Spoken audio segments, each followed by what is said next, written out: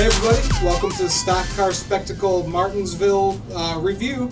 I'm Ian Jortson. I'm Mike Gamble. And I'm Nick Kinzel. And boys, Paperclip never disappoints. The truck race was insane. Of course. The cup race was just a pure domination by Martin Truex. Mm-hmm. So before we get into that, let's talk about our diecast of the week. And I see we're twinning a little bit over here, guys. So just so you guys do know back home, we really don't plan that much of this out. A lot of this show just comes up off the top of our head as we go.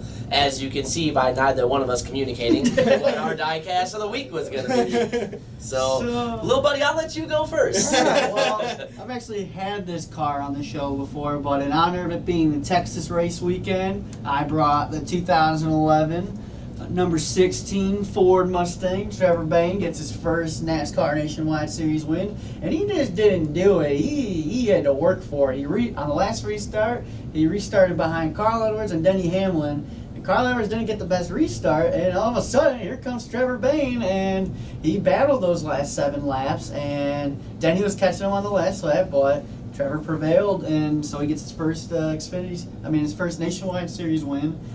Coming just a couple months after we got that Daytona 500 win. Yeah. So it's kind of crazy to get your first cup win. First cup win before your first Nationwide win. You're kind of a little out of order. Yeah. Okay. I mean, he is still pumped up because he had a tough season. That 2011 season was tough for him because he was out with the illness and everything. Was that him full time in the Nationwide Series at the time? He was part time. Just part time. I think he was gonna run the full 16 schedule, but he had MS or the MS scare, so he was out for a while. And then he came back. He just was not running good. But then before this race, like 3 races before, he went on a string of getting top 10 finishes and everything. So yeah, first Nationwide win, Trevor Bayne at Texas. Hopefully we'll get some good results this weekend from Daniel Hemrick. All right.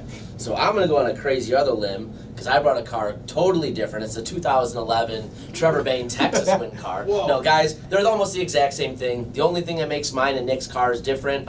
He got his with the standard finish, but did get Trevor to autograph it for him one of our Chicagoland races. Mine's the flash coat finish. We'll probably have to put up some photos to show. It's just a little different kind of finish on the car for those of you that aren't really familiar with that. So, but no, just to kind of expand on what Nick said, I know we only got really 3 to choose from, but especially 2 Xfinity/Nationwide wins. But probably one of my favorite Trevor wins, though, because he really had to get after, and he had to beat some Cup regulars to do it too. He had put some moves on Carl Edwards at the end there too.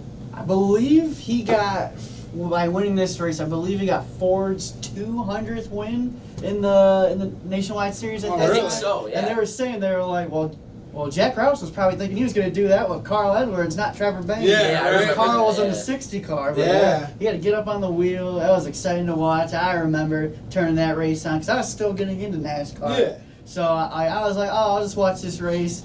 And I was like, Trevor Bayne. I was like, oh, sure, man, let's go, man, let's go. I remember calling my dad after that. I was like, Trevor Bayne, you won the race. Well, you were probably 11, so I don't know. I don't know if I'm driving that bomb at that age, but I sure as hell was thinking it. Yeah. Oh, yeah.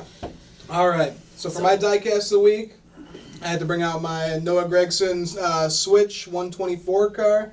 I also got the 164, and honestly, this is one of my favorite paint schemes. So did he give that to you personally? Because you guys are best friends? Oh, yeah. To totally. My best friend in the My whole bestie. world, Ian. Y'all just jealous. Honestly, yes, I am jealous. Gotta try and make that communication. But, so I love this diecast. Probably one of my favorites that I have. And in addition, I also got his mini helmet from his 2018 campaign in the Truck Series. Only thing I don't like about it, Kyle Busch Motorsports, but what are you going to do about it? Welcome to the Mini Helmet Club. Yeah, right? It gave him his start, so, I mean, it's really hard to knock KBM too much. Yeah, so. exactly. And also, do you want me to bring my helmet on too? Then we could twin even harder. Where do we have the room for that? I mean, I mean, it's a little small for me to wear it like you do that. Yeah. Put it on the Bubba can or something like that. But, we're running low on space. We're going to need a bigger table at this point. Yeah, right. But, so we're all done with that. Let's get into our race review. And let's go to the Truck Series. Trucks were nuts. Yeah, Christian Eckes, he won the pole for the race. And then 2019 NASCAR K&N Pro Series East champion Sam Mayer made his second truck start He made his first truck start at Bristol earlier this year with GMS. Man, Yeah. imagine your first 2 starts being at Bristol. Well, the short and then tracks, freaking yeah. Martinsville. Yeah, well, you know, K&N, that's pretty much what they run is all short tracks, so might as well probably get a them little comfortable. easier Yeah. transition for him. I mean, Exactly. I'm sure there's probably not too much that can prepare you, I should say, for Bristol, because that's just I'd say- all Yeah. game altogether. Well, you got but- inexperienced truck drivers taking on the paperclip. That's usually calls for a recipe for disaster, and I think that's what we saw as we get on further into this race review. We'll talk about that. Yeah. But inexperience plus the paperclip. And to add on, Sam Mayer, he's only 16 years old. Yeah. Imagine being a 16-year-old NASCAR champion. Yeah. That- And we saw him win at Iowa, too, in the K&N race. Very boring race, but yes, Yeah. we did. I did not think that race was going to be that boring, man. That is why we will be going to that different Iowa Yep. Speedway weekend next year. Exactly. Right. The Truck and Xfinity weekend. That'll be great, guys. It's gonna be the way to go. Oh, yeah. So then we have Brett Moffitt winning stage 1. On lap 63, we had a little bit of hard racing side by side with Eckes and Crafton. They kind of got a little sideways, which actually made Ankrum go up the track, and he actually lost about 5 to 6 Tyler spots. had a rough go of it. Yeah, he did not have a good race at all, guys. And then with 31 to go in stage 2, looked like Friesen. He was like all over the place during the entire race. He actually got into Gilliland, made him go up the track, and then he got almost spun by Kind of looked Ankrum. like me on NASCAR heat driving this racetrack. Yeah, a little drunk. Being all over the place. Yeah, so. exactly. And then during the caution, after Tanner Gray spun, Crafton lost power in his truck. Oh, you should have So heard he- that radio. Yeah, he had to come down pit road. They had to replace the battery. He was down 8 laps He after was that. thinking it had something to do with the engine again, and I just remember him saying something along the lines of, "Why do we run these stupid engines?" He was pissed. Yeah, Yeah. he lost his mind. He for a lost. minute Oh, there, I so- would too. I mean, it's the because second time this playoff. Yeah. second time this Yeah. playoff, and I really thought Matt Crafton was going to win this race. Mhm. Boy. Yeah, I thought this was his best This was chance his to best punch the chance. Homestead Yeah. ticket. but- And for that to happen again, And then they only have one more race at Phoenix, right? one more Yep. race at Phoenix, Yeah, so- Homestead And time. that's another one of those races with the trucks. You remember they were getting 5 Five wide coming out wide, the yeah, dog oh, line? yeah. You thought the paperclip was nuts. That's going to be even crazier, I think. So if you're a guy that isn't already locked into the Homestead Miami round of 4 here, luck. good luck surviving, let alone winning. So. I can't. Is anyone even locked in right now? I can't Nope. really think about No, it. I don't think so. Because So- Todd won this. Todd won this. Who won Talladega? Oh, Boyd. So no one's Yeah, locked in. nobody's locked Right. in Yeah, yet. no one's locked in right now, so it's going to be a crazy race. So in everybody, Phoenix. yes. Oh my God, anyone can get into the Final Four here at this point, boys. Holy smokes. So then with 11 to go in stage 2, we had John Hunter Nemechek going around from contact with Ben Rhodes on the backstretch. Yeah. Nemechek, he didn't give Ben Rhodes any room. He just kind of spun himself out. Just tried to clear himself, ended up spinning himself across Ben's nose Yeah. there. Nothing he could really do. I mean, if you go back and watch, too, Ben was all the way up against the fence, too. So Yeah. other than sitting in the stands, I don't really know where he wanted him to go. But you know what? You're going to get some of that in this short track racing, though, because you're trying to get as much of the track as you can, maximize your corner exit and stuff. And Right. sometimes when that happens, I mean, you try to clear yourself, and you're doing just that, just trying to clear yourself. And if you're not clear, this is what happens. Yeah, exactly. And yeah, it's a small track. You don't have a lot of Yeah. places to go at this point. Right. And yeah, that gave both drivers a little bit of damage, not too much. And then we got 16-year-old Sam Mayer winning stage 2. Kids on a roll. Yeah, hey, good for him at this point.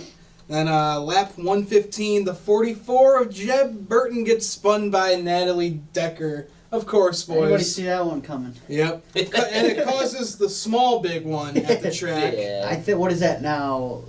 We're 21 races into this season, and the 54 truck has been involved in 21 different incidents. Just And- wait. It's not over yet for Oh. Natalie Decker. So then going on, we get the real big one ensues on lap 123 with Austin Hill, Sam Mayer, Grant Enfinger, Tyler Ankrum, Todd Gilliland, and Tyler Dipple. Everyone was just piled up at this point. There was nowhere to go. The whole truck was An black. experience at the paperclip, recipe for disaster, and Yeah. that is what we got. Inexperience and temper starting to flare towards It's the end short of the track race racing, there, that's yeah. what we all love about it. Tempers Exactly. flare real easy. Yep. And then going from that, we got Moffitt out of the race due to heavy damage. Austin Hill went to the garage. Ankrum was done for the day. Huge. Took out a lot of these playoff drivers. That's huge playoff implications right there. Yeah, and then lap 148, caution comes out for Friesen getting spun by Sauter. He was just not having a good day whatsoever. Man. And then 38 to go, Spencer Boyd gets loose and spins and collects Jordan Anderson, Ben Rhodes, and our old buddy Norman Hennig. Damn it! Such a good run of it, too. Man, you can't take out the GOAT like that. Son of a bitch. And then we got a caution with 6 to go. We have Natalie Decker and Jordan Anderson receiving damage from Gustine spinning in turn 2. There's been 3 drivers of the 54 truck this year. Stickler caused 2 of the incidents. Anthony Alfredo caused 1 of them. And then Natalie Decker has caused the rest of them. So it's pretty much 22 incidents in 21 races now? Yeah, and 18 of them being caused by Decker. Yeah. 18, 19 of them being caused by Natalie. So, jeez. That's tough go. that's a great stat to keep. It's a good rookie season. Yeah. Good rookie It's a season. good one for the scrapbook. Oh, yeah. Nice one to build off of. And then we get Todd Gilliland taking the lead on the restart in overtime. And then in turn 2, final lap, Burton spins around after contact with Ross I thought Chastain. Ross was going to have it Yeah. there for a second. And He was coming. We were talking about this was going to be a tough track for Ross Chastain because of his aggressiveness, but really he had a pretty clean day. Yeah. Except for this last incident, he brought the truck home in one piece in second place. Well, I mean, so that's just hard racing at that it's hard point. short track racing at the end. You're going for the win because Chastain was on the move. Yeah. Right. I think he gets Todd Gilliland on that last lap if he doesn't have that contact with Harry Burton. So. Right. But you know what you said was really surprising to me. It was just like you said, the race strategy and just the mentality He coming into that race raced for that one. Ross. Yeah, I thought this is one of those tracks you look at like this is gonna be like a kryptonite race for him. Like there's no way he's gonna come and run here well. It's just doesn't suit his driving style. No. You I drive mean, like crazy he was all over aggressive the like he was that, all yeah. over the place at Bristol. Right. Yeah. That I thought we were gonna see more of that. And Yeah, exactly. Yeah, kind of Proved us impressive to wrong. see. Yeah, Yeah, I proved us mean, wrong. just goes to show he can do it when he wants to. There's certain tracks he wants to push the envelope at, which seems to be 99% of them. Right. But yeah, so pretty good overall day, I would say, for him as far as the race strategy and everything. So And Definitely. congratulations to NASCAR and FS1 for getting the win at Martinsville. No, I mean Todd Gilliland won, but FS1 it shut down. Yeah. So, right before the restart. Right before the restart. So congratulations to Fox NASCAR on getting the win. Really proud of you. First one on the season. Good job. could you imagine getting your first win and it doesn't even show Oh, up on TV? of course it Nobody has to be sees Todd it? Gilliland. Yeah, of course it's Of Nobody course sees it's it. Todd Gilliland. We've been talking crap about him We all talked about season. we talked about him all season long, and here he goes and gets his first win. It's not even televised. Yeah. You know what? I think, like we were saying, I think the strategy is going to have to be for the rest of the year. Talking We're going to have to crap. start talking shit about Daniel Hemrick like every week because everybody we just bash on the show ends up winning a race like 2 weeks later. Yeah, exactly. Because it was Todd Gilliland and who was the other one? Brandon Jones. Brandon Jones. Yeah. And then you guys know how I feel about Austin Cindric, and he pulls a couple checkers out Yeah, this year. exactly. So. Talk crap, Daniel Hemrick. I'm not a fan of you anymore. You suck. Love you, buddy. I said it with love, I promise. So yeah, that sucks for Gilliland not having his first win televised. Me and my dad were watching the race on the couch. I know you guys were at the wedding. Yeah. And we were Yeah, I was just ready scrolling for the through- restart. I was just scrolling through Twitter. I was like, what the hell's going on? Yeah. Like everybody's saying they lost their feed. Yeah, we were like ready to watch it, about to go down the restart, and goes out. Me and my dad look at each other like, What? did that wait, just what? happen? And you can only hear the audio from the race. Oh, I'm sure Todd Gilliland wanted us all to hear his audio. Oh, yeah. Right. Oh, yeah. We'll talk about that a little later. Oh, yeah. That was funny. And then let's transition into the Cup race.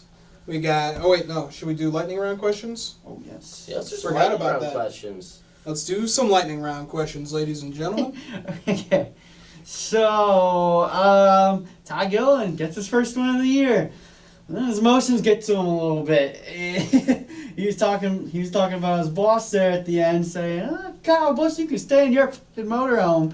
So Kyle Busch, he was actually on Motor Mouth today. Yes, he was. And I they caught were, that. They were kind of talking about that, and he was just like, yeah, I was actually in my hauler when that happened. I wasn't in my motorhome. So, okay, Todd Gilliland gets the win. So, do we still think he's going to be out of KBM after those comments? I'd have to say. Well, here's the thing. So, from what I gathered from Kyle Busch being on Motor Miles today was that Todd Gilliland isn't out of that ride yet. He didn't say he's fired. Because I think they should have asked him at one point about it. He said, no, he's not fired yet. But I think a lot of that is yet. So now here's something we're going to talk about a little later. They don't really seem to have too much solidified for KBM for next year. So we're not hearing he's back. We don't know what's going on with their other truck now because we know Burton's going to move up. Right. So I don't know if he's going to be out of a ride. I think he should be based on performance, even though he got the win. Sorry, Todd. Yeah. But you know what? At the same time, though, is going back to like we were talking about Harrison Burton going up.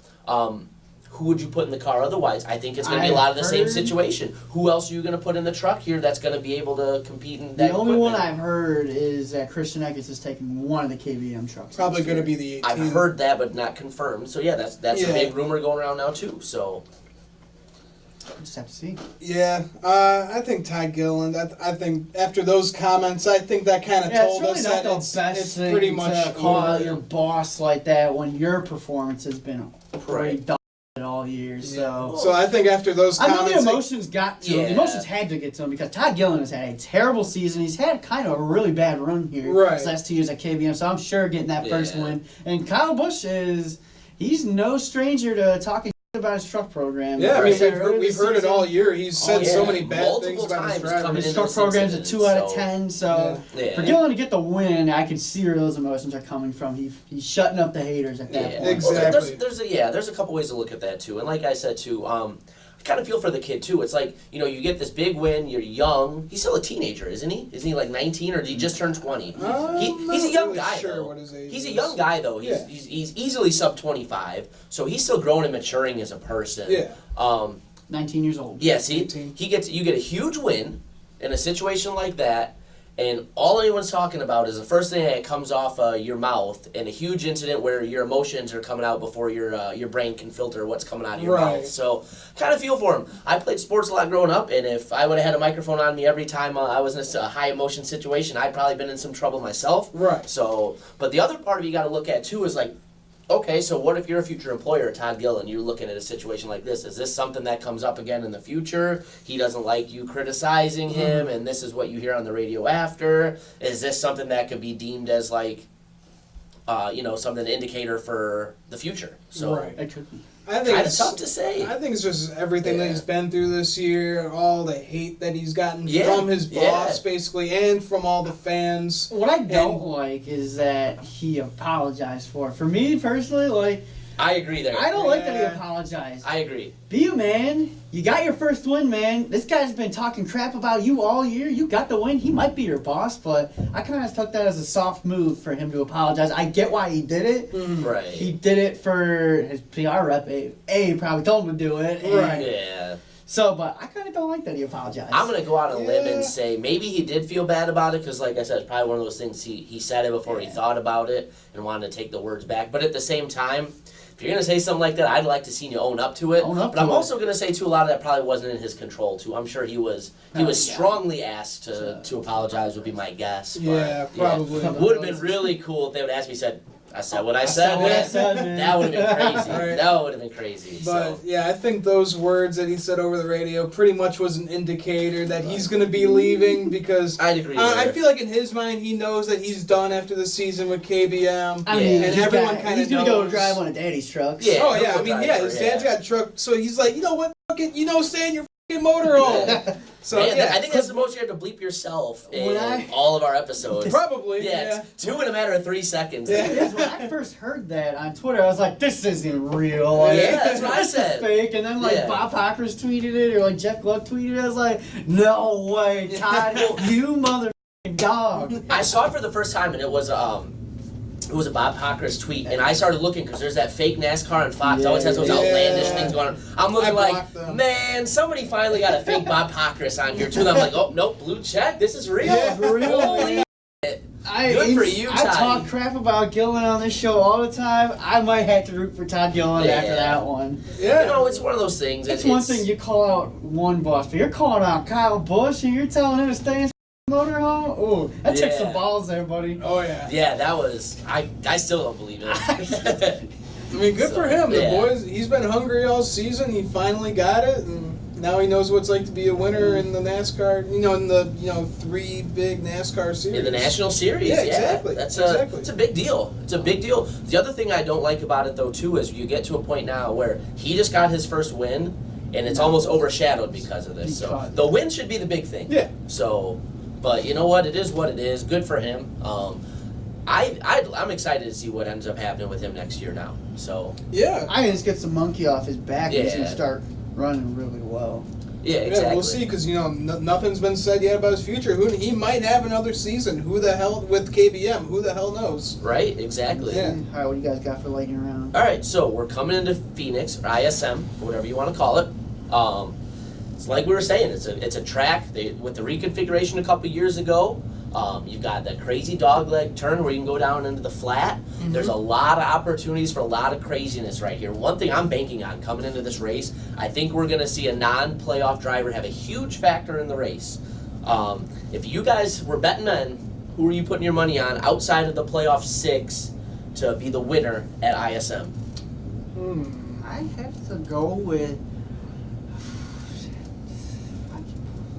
Yeah, I'm gonna have to look up. I'm gonna go. Stats Yeah, I'm gonna here. go some stats too. But if I had one guy in mind, I'd say Todd Gilliland could easily have effect on this race too. Coming off a win, he's gonna Right. have momentum going into that. He could be very quick. And then I look at a guy like Grant Enfinger. Grant Enfinger's run well at this track before, so I look at those two guys as if I had to choose. I'm gonna say it would be Grant Enfinger getting it done at ISM to really put those playoff guys on ice. Yeah, that's a good one right there. That's a good pick. For me, he was having a good run at the short track. I'm thinking either someone like Harry Burton or Johnny Sauter. They could win at Phoenix. Yeah, Johnny Sauter Yep. is very good. Yeah, he's good at Phoenix. Harrison Burton, he's been looking hot lately. So, hell, who knows? You hit on mine. I was going to say Harrison Burton, signing the Xfinity deal now, getting that monkey off his back, coming into a track where I think he's got a lot of skill at. Mhm. I wouldn't be surprised to see him get it done and kind of get out of the truck series on a higher note with that in Homestead being the last couple races there for him. So Right. I think that's another really good sleeper pick. Yeah. If I had to say, if Christian Eckes is going to be in the truck at Phoenix as he runs that limited schedule, I think he's going to be though. Christian Eckes can run the start of the race really well. Can he put it together in the end? And going to a track like ISM, I think he could be another sleeper pick because that truck is always fast. Yeah. And if he can put a whole race together and he's in that truck, I think Christian Yeah. Eckes can very well play sleeper at that Right. racetrack too. I think the key for any of those guys is though you got to find a way to qualify well, start out front. All the craziness and the hoopla seems to happen further back in the field. I think one of the best things you can do, get yourself up front. You almost got to look at it and with that stuff like a plate race in a way. All that stuff where they go 3, 4, 5 wide, going to the dog leg, that doesn't seem to happen as much in the top 5. Right. Maybe on restarts a little more, but a lot of the craziness seems to happen more back in the midfield as it usually does. So I think if you get one of these non-playoff drivers, get a great qualifying run, get up there, they could throw a big monkey wrench into all these guys trying to punch their homecoming tickets. So Oh, yeah. their homestead tickets, I should say. Without a doubt. What you got this weekend? So we saw Sam Mayer. He put on one hell of a performance. He went from 21st to 1st by the end of stage 2. He's only 16 years old, but he just won the K&N East Championship. Where do you see him going next? The ARCA series. ARCA? So basically the K&N series Yeah. again. I mean, he's still too young. He can only run on the short tracks. You got to be 18 to run Right. a Yeah. mile and a half and up. So But do you think this will I open still up a think- door when he turns 18? when he turns 18, absolutely. I think Yeah. what he's going to do is I think he's going to stay with GMS next year. He's going to run that limited schedule with them and run the short track races. But Yeah. I definitely see him being in another top competitive ARCA ride next year, I can and he'll see probably that. be going for the Yeah. championship. Yeah, I think it's just going to benefit him having run a couple truck races and now with the ARCA K&N kind of merger situation that we've discussed on the show before a little bit. Right. I envision him kind of doing a little, not a dual schedule, but a little bit of both. He's going to probably run full-time ARCA K&N, and then he'll probably run run the- a select handful of races the in a short truck tracks, based yeah. on seat time and things like that. I think that's the best thing for him. I think what you are seeing with that kid, though, he's talented. He's 16, and he's Getting it winning done. stages here, running Yep. well. I mean, I think he's going to be one of those guys. Once he's old enough that he can run a full schedule, somebody's going to pick him up as long as he's got financial It wouldn't surprise backing. me if like Kyle Busch Motorsports picked him up once he turns it. Once he gets towards 18, because a lot of good drivers have come through KBM, so I wouldn't be surprised if Sam Mayer is the next one if he doesn't stay with GMS. Yeah, who knows? That'd be pretty good for him. Yeah. Alright. So let's get into the Cup Series then. Yeah, I think we got a little bit to talk about there because although it was a dominating performance by one driver, there was a lot going on all over the track elsewhere. Oh, yeah. And there were some fireworks and lots to kind of discuss and dissect there. So Ian, why don't you let us get going here? All right, so we start off with Denny Hamlin winning the pole. I mean, it's his track. We all know he's dominant at that paperclip. Man, he was my pick to win this. Yep. Too. I was finally thinking. You hardly let us know every time we'd be out there watching it in the shop. Hey, it's my championship pick right there. Hey, you see that? It's his championship Oh, pick. yeah. Okay. I'm telling you, man, if you're going to become a Denny fan, we can't even be friends anymore. Oh, no, I just want to win the title. You start showing up with Jordan brand logos on your shoulders, we're sending you out of here. Just like my boy Not Nelly, doing it. man. Yeah, okay. Okay. Oh, my God. And then go on with Truex winning. Oh, Jesus. No. If you've been riding with Nelly since day one. So, give you guys a little backstory on that. We were, obviously, as we've talked about, we all went to Indianapolis Motor Speedway. There was a concert after the Xfinity race. Nelly played. It was a little bit of a show. You brought Denny Hamlin on He the brought stage, Denny on stage, and he looked like he'd rather been on Mars than on stage with Nelly. It was just a really funny situation. So, that's a little bit of backstory there. Day one, put your fucking hands in the air. He probably said that line by about 35 times throughout the concert. He played for like 45 minutes. Yeah, I'd say so. He played for 45. He played for like 10 minutes. It was just 35 minutes of him talking. Yeah. Oh, man.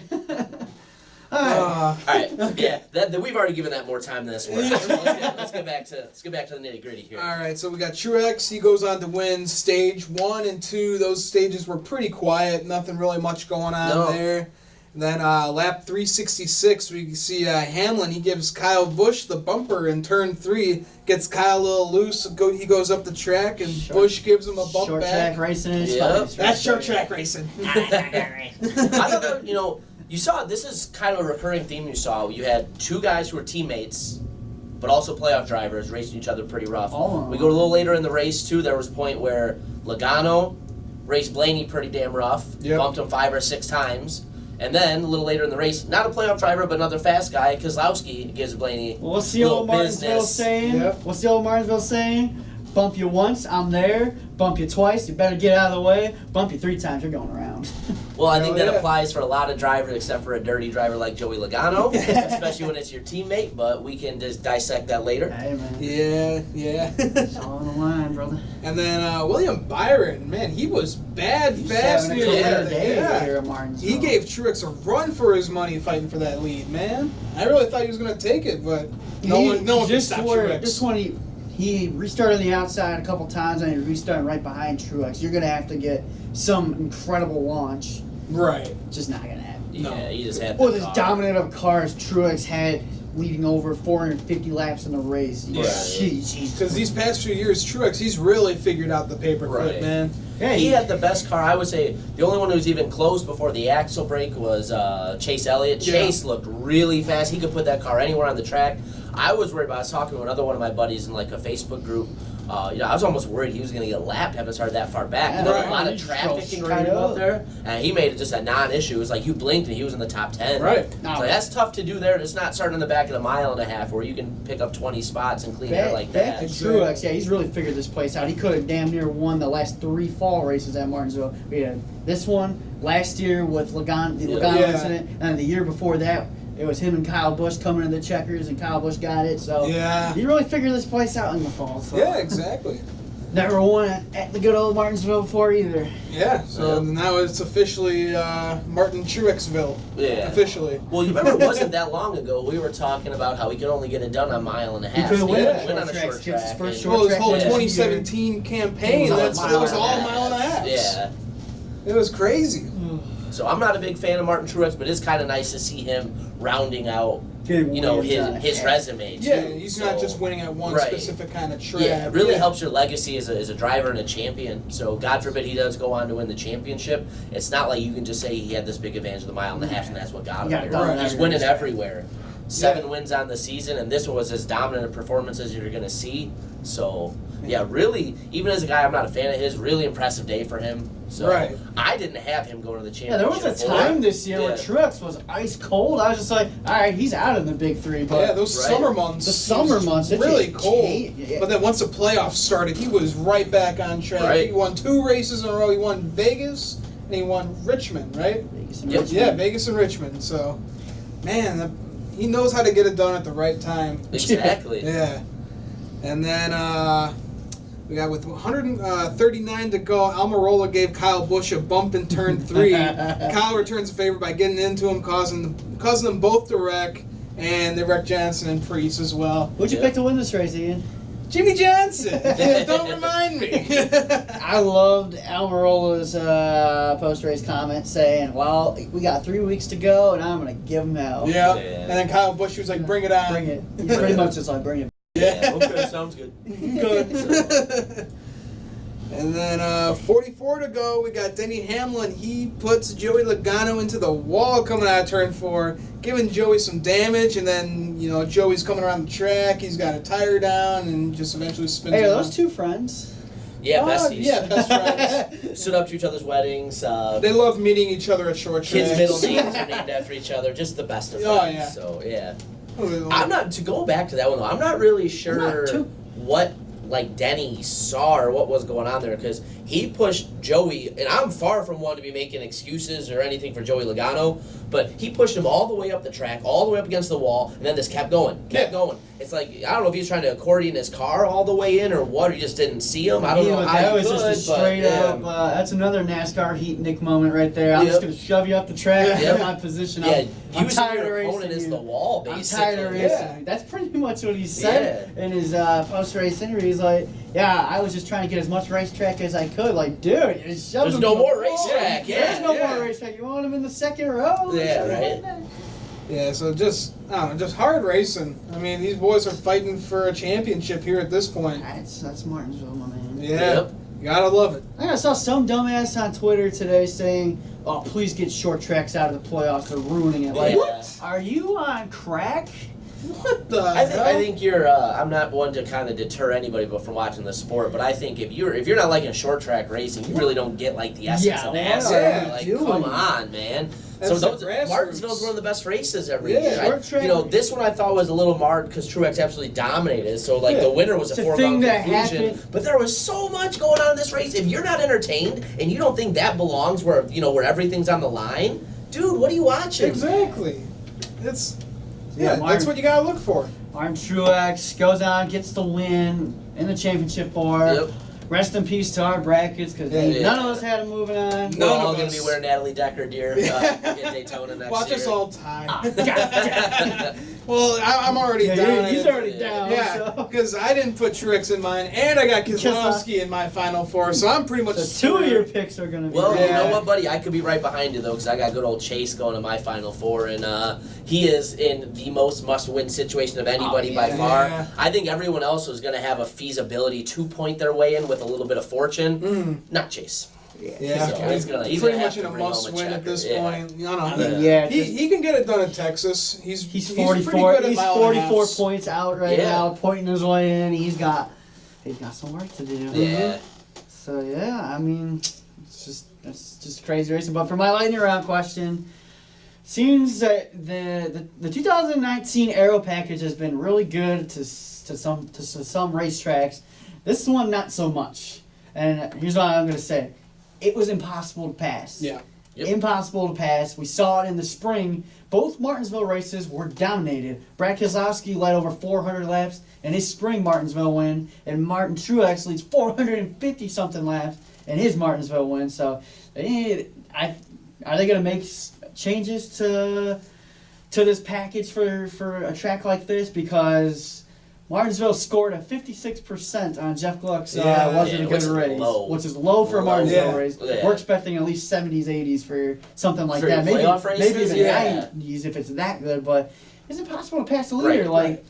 It seemed at times where William Byron, Slick Bill getting the second place finish, it looked like he had runs on Truex. It's just, where you gonna go? Yeah, You he can't couldn't pass get him. around. He There's a could couple never guys. get get Yeah. to his bumper. Well, There so were a you- couple times too when Blaney would have a good run coming off a restart, and the next thing you know, Truex gets gone, and it's like, all right, well, I don't know, it's a balancing act that they really hit on So, something versus the cars. So but- here's what I think they should do. I think they should make an aero package for obviously super speedways, make one for the intermediate tracks, make one for the short tracks, and make one for the road Because courses. it just doesn't seem like they No. hit on this. You can't one. run a package that you use, Chicagoland, and then go run Martinsville with it. It just doesn't work. I think it's really, really, really, really hard, borderline impossible, to have a different rules package for every kind Well, just of don't racetrack. run them. But what they could do, and Get they've rid done of the this in the giant ass past. spoilers, man. Well, not even, maybe that's it, but what they've done in the past, I don't know if you guys remember, but it was on the Gen 4 car. They had a different front end for the super speedways Yeah, at points than they I did. remember that. So, what if we found a way to do something like that for the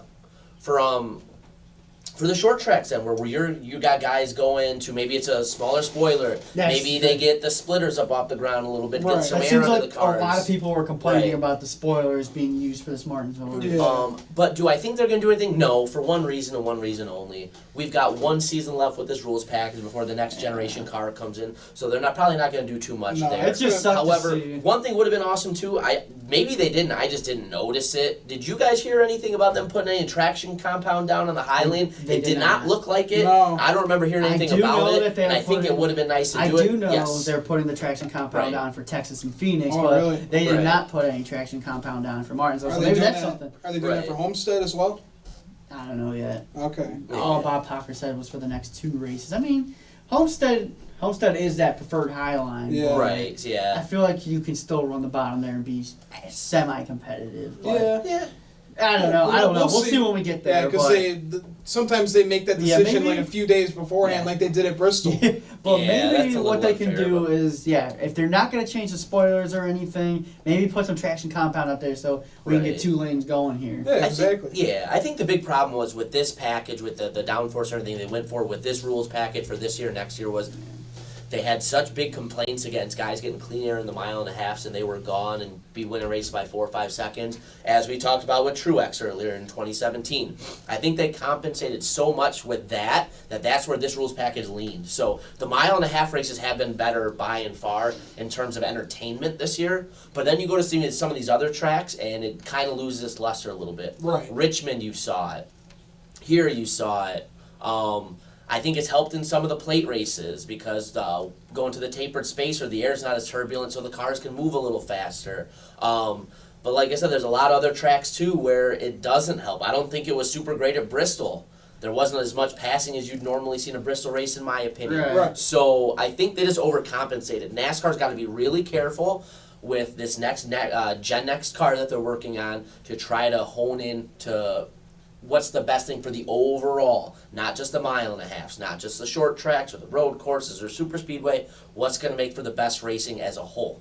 I think that's probably what they can do. So Okay. You want to know crazy? This is like kind of off topic, kind of a crazy stat. I'm looking at the loop data status for this Martinsville race. Martin Truex Jr. He only got passed on the racetrack under the green flag one time. One time he got passed. He only had to make 3 green flag passes. yeah, He ran 500 top 15 lap times. And he led the 464 laps, which accumulates to 92.8% of the Right. race. And Wow. it's just crazy to see his lowest position of the race is 3rd, and that's where he started. Right. So, just kind of crazy. I was Yeah. kind of looking at some of this data, and I just thought I would like to share That is- it's absurd. He only got passed one time. absolutely ridiculous stat, absolutely insane. Because you look at some of these guys, they got past like 54 times. It's crazy. Oh yeah. All right, what do you guys All got right, for laying Ian, you got anything? I just kind of got we had the whole issues with Joey Logano and Denny Hamlin, we're going to talk about the post-race stuff in the gossip corner. But, we saw Hamlin put him into the wall.